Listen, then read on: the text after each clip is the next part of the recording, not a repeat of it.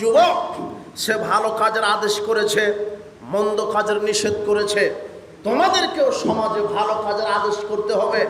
মানুষকে বলতে হবে সালাত আদায় করেন, সিয়াম পালন করেন, যাকাত আদায় করেন, তাসবিহ তাহলিল করেন। কোরআন যদি না শিখেন, কোরআন শিখেন, আমরা ব্যবস্থা করছি। মানুষকে বলতে হবে কবর পূজা শিরক, মাজার পূজা শিরক, খানকা পূজা শিরক, পীর পূজা শিরক। জাতিকে দাওয়াত দিতে হবে। আল্লাহ বলছেন লা তাকরাবুজ জিনা, জিনার নিকটে যাও না, ইন্নাহু কানা ফাহিশা ওয়া সাআ সাবিলা। জিনা নিকৃষ্ট কাজ, নিকৃষ্ট পথ, ফাহিশামূলক পথ, ফাহিশা কাজ।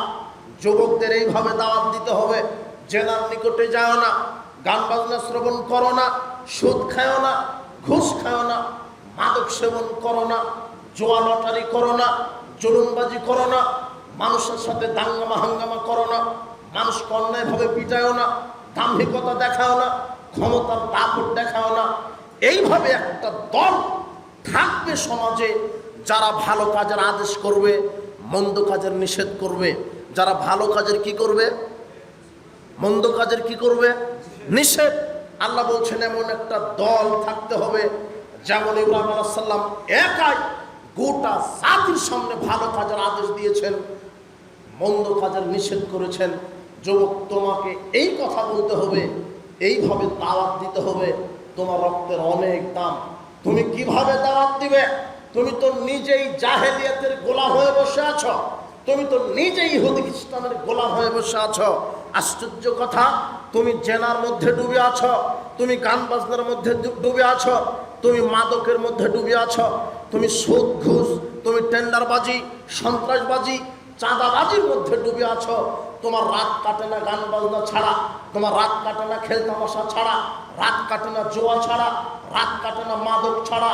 আল্লাহ তোমাকে হেদায়েত দান করুন। যুবক, তুমি বুঝতে পারছো না, তোমার রক্তের দাম অনেক বেশি, তোমার জীবনের মূল্য আল্লাহর কাছে অনেক বেশি। সারা পৃথিবী, সারা আকাশ একদিকে, সারা পৃথিবীর সব ফেরেশতা, সারা জমিনের ফেরেশতা একদিকে, সারা আকাশ জমিনের সব একদিকে, আর যুবক তোমার রক্ত একদিকে। সব কিছুর চাইতে তোমার রক্ত, তোমার জীবনের দাম আল্লাহর কাছে হাজারো লক্ষ কোটি গুণ বেশি। তোমার রক্ত, তোমার জীবনের মূল্য আল্লাহর কাছে অনেক বেশি। তুমি আল্লাহর কাছে কি জবাব দিবে? আল্লাহ বলছেন ইয়া আইয়ুহান নাস মা গাররাকা বিরাব্বিকাল কারীম। হে মানুষ, কিসে তোমাকে ধোঁকায় ফেললো? রবের রাস্তা থেকে কিসে তোমাকে ধোঁকায় ফেললো? তুমি কোথায় ফিরছো, কোথায় যাচ্ছ? আব্দুল্লাহ ইবনে মাসউদ রাদিয়াল্লাহু আনহু বলছেন, রাসূল সাল্লাল্লাহু আলাইহি ওয়াসাল্লাম বললেন, লা তাযহালু কাদাম ইবনে আদম ইয়াউমাল কিয়ামা হাত্তা ইসরান খামসিন। বিচার মাঠে আদম সন্তানকে 5টি জিজ্ঞাসা না করা পর্যন্ত এক কদম নাড়াতে দিবেন না। এক, আন উমরিহি, আদম সন্তানকে আল্লাহ জিজ্ঞাসা করবেন, তোমার সারা জীবন আমাকে বোঝাও। ফিমা আফনাহু, কিভাবে ব্যয় করেছো, সারা জীবন কিভাবে ব্যয় করেছো বোঝাও। চাঁদাবাজি করে, জোয়া খেলে, ঘুষ খেয়ে, সুদ খেয়ে, মানুষের গীবাত করে, বদনাম করে, জেনা করে, পরকিয়া করে, মানুষের পরনিন্দা করে, মানুষের উপরে জুলুমবাজি করে, জেনা ব্যভিচার করে, সুদ ঘুষ খেয়ে, পাপের ভিত্তিতে তুমি কি জীবন পরিচালনা করেছ? তোমার সারা জীবন আমাকে বুঝাও। এরপর আল্লাহ বলবেন আং স্বাভাবিক মাবলাহু, এই আদম সন্তান, তুমি আমাকে যৌবনকাল আমাকে বুঝাও। যৌবনকাল কি করেছ? যৌবনকাল এমন একটা কাল যে ক্ষমতা, রক্তের এই তেজস্বী টকবগে এই আওয়াজ, এই যৌবনের এই শক্তিমত্তায় যুবকেরা পাপকে পাপ মনে করছে না, মনে করছে না যে এটা পাপ। আমি যে রাত দিন গান বাজনা নিয়ে পড়ে আছি, যুবক মনে করছে না এটা পাপ। আমি রাত দিন পটকাবাজি, আতশবাজি, মাইকবাজি করছি, মনে করছে না এটা পাপ। আমি রাত দিন ওই খেল তামাশা নিয়ে পড়ে আছি, যুবক মনে করছে না এটা পাপ। আমি রাত দিন পরনারীর সাথে প্রেম ভালোবাসার নামে জেনাবা বিচার করছে, মনে করছেন এটা পাপ। বিচার মাঠে আল্লাহ বলবেন, যুবক, তোমার যৌবনকাল আমাকে বুঝাও, তোমার যৌবনকালের হিসাব দাও। 3, আনমালিহি, সম্পদ, মিনাইন ইকতাসাবাহু, কিভাবে আপনি ইনকাম করেছেন। আপনার অর্থ সম্পদ বোঝাতে হবে। সুদের টাকা, ঘুষের টাকা, চুরি করা টাকা, দুর্নীতির টাকা, মানুষকে মেরে মানুষের অর্থ সম্পদ এইভাবে ছিনিয়ে নেওয়া, ইয়েতিমের মাল ভক্ষণ করা, কিভাবে আপনি অর্থ উপার্জন করেছেন? ভ্যান চালানোর টাকা, রিক্সা চালানোর টাকা, অটো চালানোর টাকা, বৈধ ব্যবসার টাকা, না বৈধ আপনার ইনকামের টাকা, নাকি হারাম টাকা? আল্লাহর নিকটে তৃতীয়ত ইনকাম বোঝাতে হবে, আপনার ব্যয় বোঝাতে হবে। আপনি কি আল্লাহর দ্বীনের পথে ব্যয় করেছেন নাকি শয়তানের পথে ব্যয় করেছেন? আপনার অর্থ সম্পদ কোথায় ব্যয় হচ্ছে? এই যুবক শোনো, তুমি ইহুদি খ্রিস্টানের নীতিকে প্রতিষ্ঠা করতে গিয়ে গান বাজনা খরিদ করো, পটকাবাজি খরিদ করো। এই যে তোমার ওই যে খেলাধুলা হচ্ছে এখন টিভিতে, আন্তর্জাতিক ফুটবল খেলা হচ্ছে, তুমি জার্সি গায়ে দিচ্ছ, জার্সিটা গায়ে দিচ্ছ যে ওটা ইহুদি খ্রিস্টানের জার্সি, ওর দাম 150, 500, 200 টাকা। এই টাকা আল্লাহর সামনে বোঝাতে হবে। তুমি যে একটা দলকে ভালোবেসে 2 কিলো 4 কিলো 10 কিলোমিটার পতাকা তৈরি করেছ লক্ষ টাকা খরচ করে, এই টাকা আল্লাহর সামনে বোঝাতে হবে। আশ্চর্য কথা, আপনি যে এই যে 2 লক্ষ 4 লক্ষ টাকা দিয়ে পতাকা তৈরি করলেন, আপনি কি জানেন এই 2 লক্ষ টাকা দিয়ে কত এতিম বাচ্চার খাদ্য হতো, কত এতিম বাচ্চার পোশাক হতো? তুমি কেন ইহুদি খ্রিস্টানের নীতি মেনে চলো? ওরা ইহুদি, ওরা খ্রিস্টান, ওরা ইহুদি, ওরা খ্রিস্টান, ওরা মুসলমানের দুশ্মন, ওরা মুসলিম জাতির দুশ্মন, ওরা আল্লাহর দুশ্মন, ওরা তোমার নবী মুহাম্মদ সাল্লাল্লাহু আলাইহি ওয়াসাল্লামের দুশ্মন, ওরা তোমার দুশ্মন। তুমি তার নীতি মানো কেন? তুমি বলছো কেন যে ওটা হলো আমার আদর্শ? একটা খেলোয়াড় যেই স্টাইলে চুল কাটে, তুমি ওই স্টাইলে চুল কেটেছ। আশ্চর্য কথা, গাধা, ইতর নাকি তুমি? তুমি এত বড় মুনাফিক হলে কি করে? তুমি এত বড় মুনাফিক হলে কি করে? তুমি তো ইতর, তুমি হলো চাঁদাবাজ, তুমি দাঙ্গাবাজ, তুমি হারামখোর, তুমি গাদ্দার, তুমি জাতির সাথে মুনাফিকি করেছ। তুমি না 2 দিন আগে বললে যে হুজুরেরা এই আন্তর্জাতিক ফুটবল খেলাতে ধর্ম আনবে কেন? ধর্ম তো সব জায়গাতে আনা যাবে না।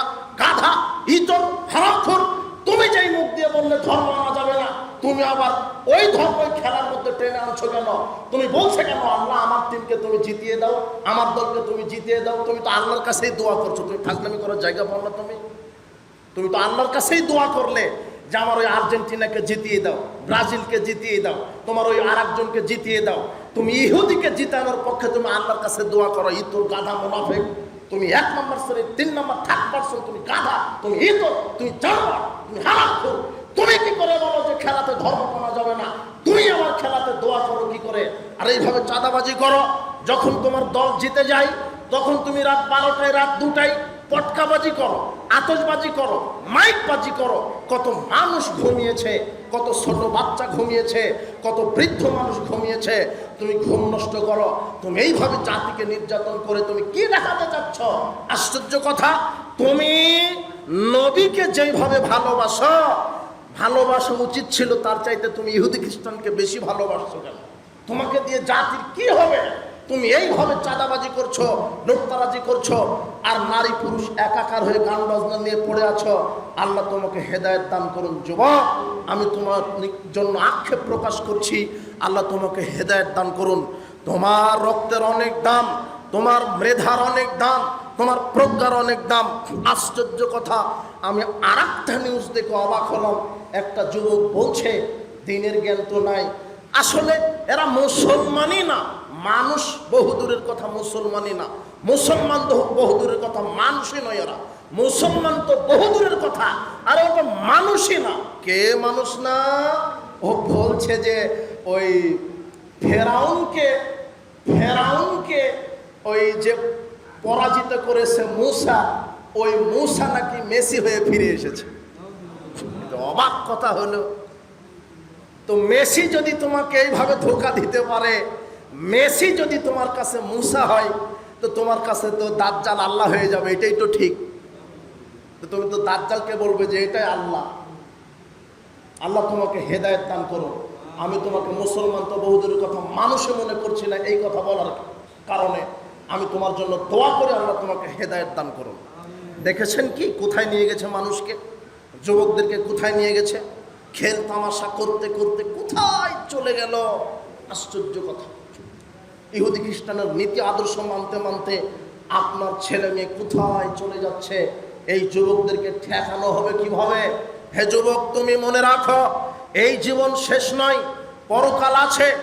যেখানে তোমার প্রত্যেকটা জিনিস হিসাব দিতে হবে। আল্লাহর সামনে 5টা বিষয় আল্লাহ তোমাকে জিজ্ঞাসা করবেন।